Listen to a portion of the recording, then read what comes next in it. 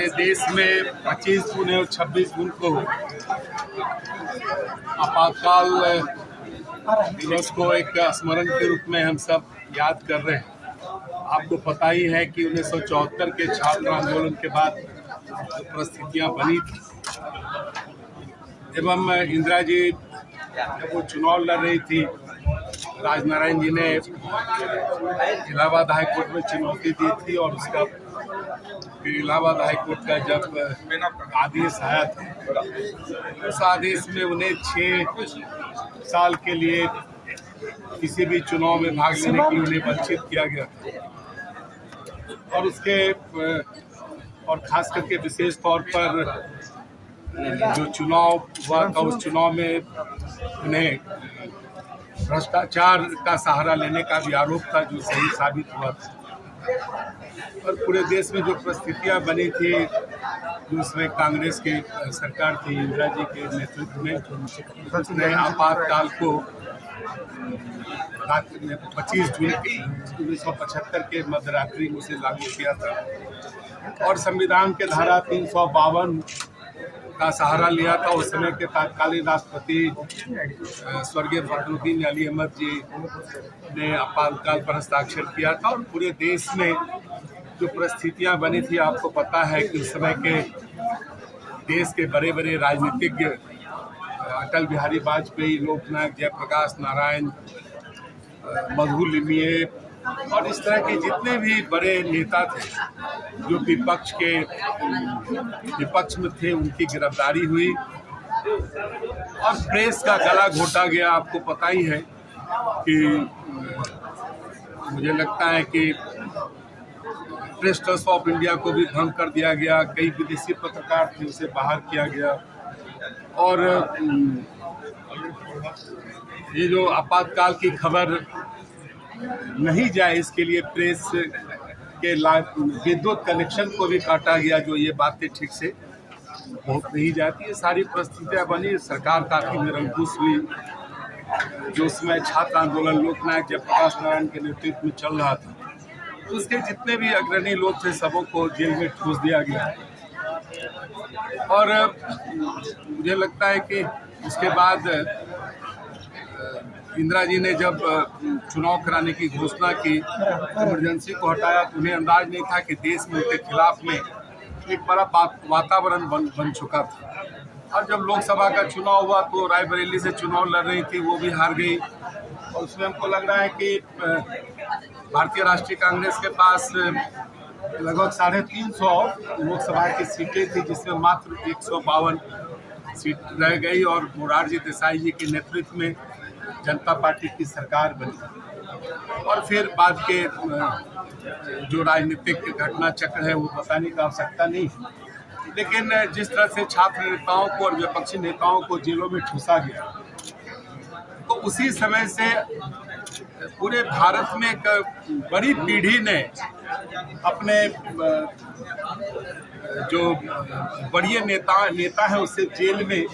आने वाले दिनों के लिए एक मुझे की राजनीतिक पौध खड़ा हुई, जो आज कहीं न कहीं राष्ट्रीय स्तर पर, राज्य स्तर पर वो दिख भी रही है। नीतीश कुमार जी, सुशील कुमार मोदी जी, आपके भागलपुर के अश्विनी कुमार चौबे जी उस समय छात्र आंदोलन में और इमरजेंसी में बंद कर दिए गए थे, काफ़ी यातनाएं दी गई थी और सच पूछिए तो उसके बाद ही गैर कांग्रेसवाद पूरे देश में 67 के बाद 1967 में आपको पता है संबित की सरकार बनी थी, गैर कांग्रेसवाद का शुरुआत उसी में आरंभ हुआ था। लेकिन उसके बाद ये सारी परिस्थितियां बनी है और भारत जो विश्व का सबसे बड़ा लोकतंत्र है, जहां इस प्रकार से लोकतंत्र की हत्या की गई हो, क्योंकि किसी भी देश में, खास करके भारतीय संविधान में जो धारा 352 में उल्लेखित है कि देश पर जब ऐसा संकट हो जिससे कि देश कहीं न कहीं आक्रमण से और संकट से गुजर रहा हो, तब आपातकाल लगाने का प्रावधान है। लेकिन सिर्फ व्यक्तिगत स्वार्थ के कारण उसकी सत्ता बनी रही। इंदिरा जी ने जिस प्रकार से आपातकाल लगाया तो सारी परिस्थितियां बनी, उसी को स्मरण कराने के लिए, क्योंकि भारत एक मजबूत लोकतांत्रिक देश है और भारत में लोकतंत्र कैसे मजबूत रहे, और खास करके जो अभी के लिए जो पौध है वो छात्र आंदोलन से निकले हुए हैं। हम सब भी छात्र आंदोलन में लोगों की सक्रिय भूमिका रही थी। अखिल भारतीय विद्यार्थी परिषद के छात्र नेता के रूप में हम सब भी उस कालखंड को भी देखा है। और हमारे बीच अभी मंच पर बैठे हुए कई हमारे पुराने नेता हैं जो आपातकाल के दंश को भोगा है, और उसके कारण